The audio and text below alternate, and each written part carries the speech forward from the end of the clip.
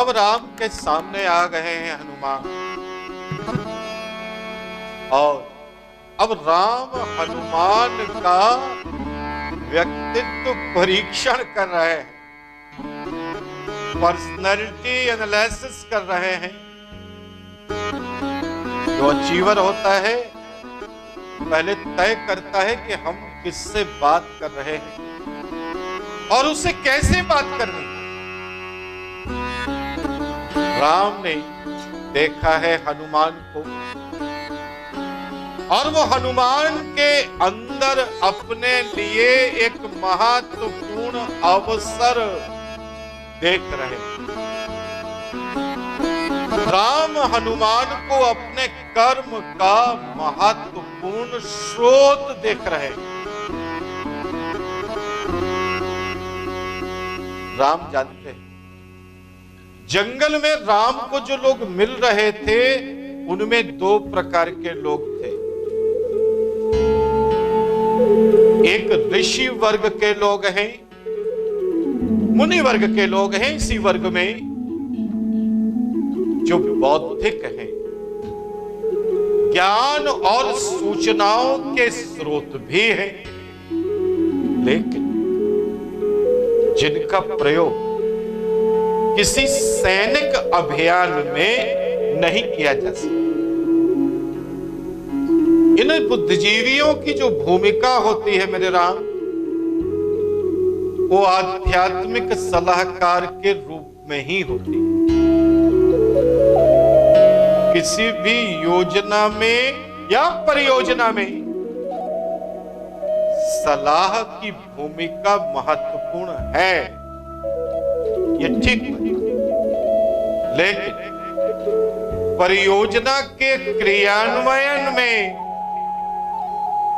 Enforcement में कार्य बल की आवश्यकता होती है। Work force is required.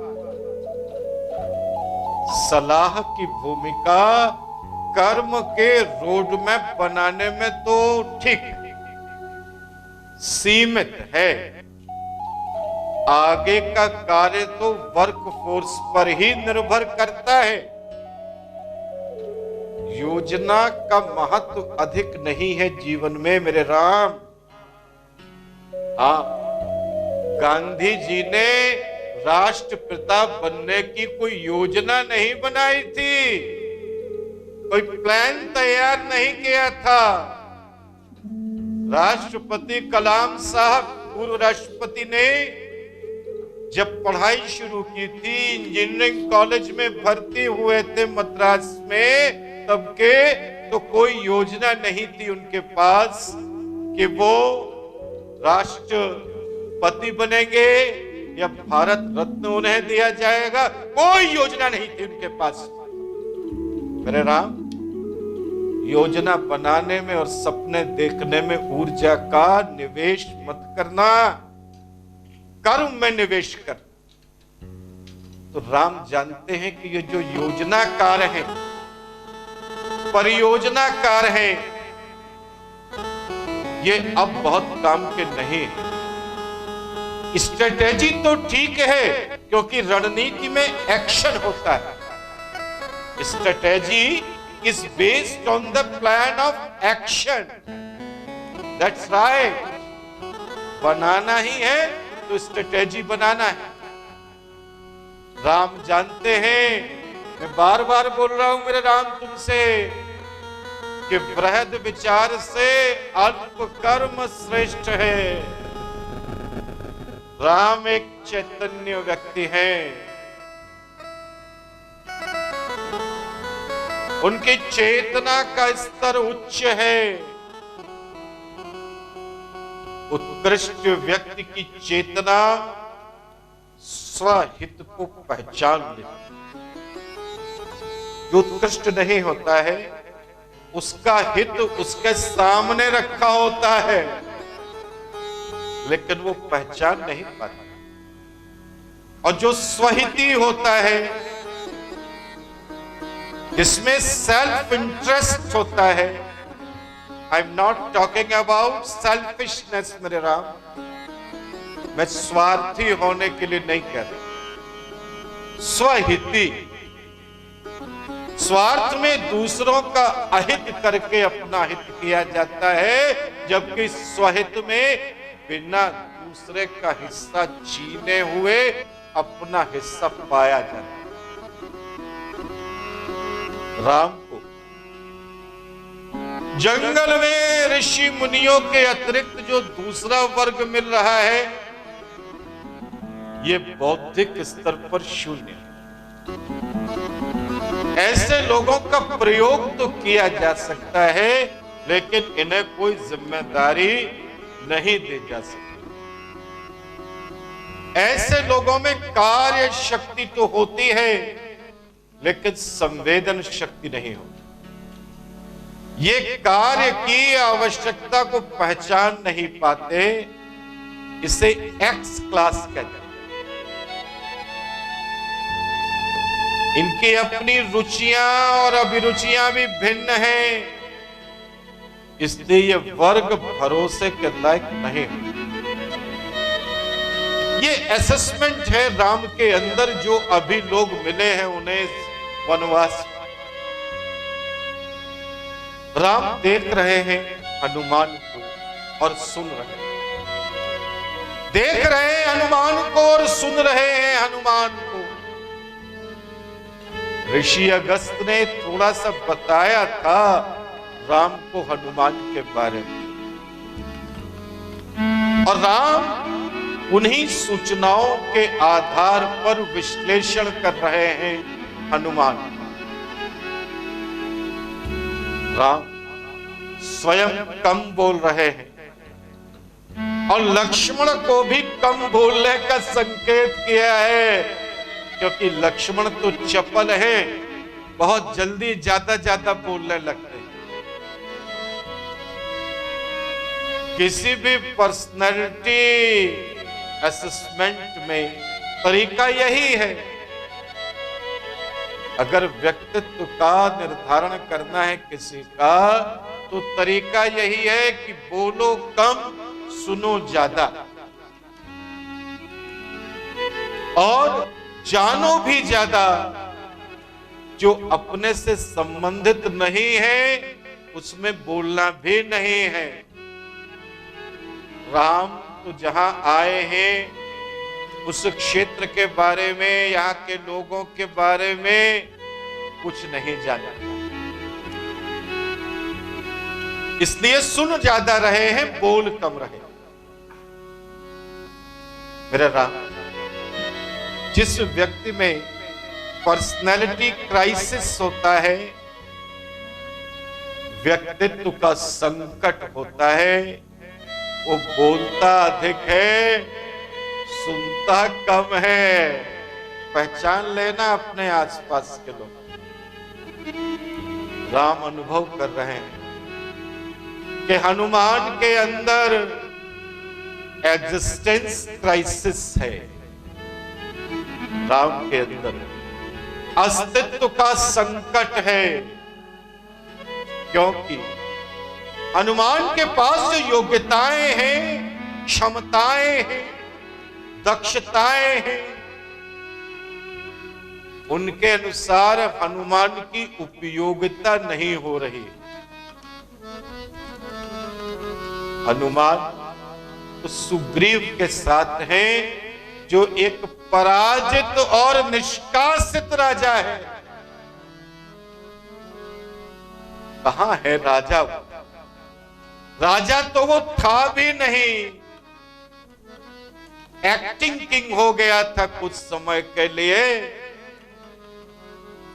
तो हनुमान तो सुग्रीव के साथ में, तो इसलिए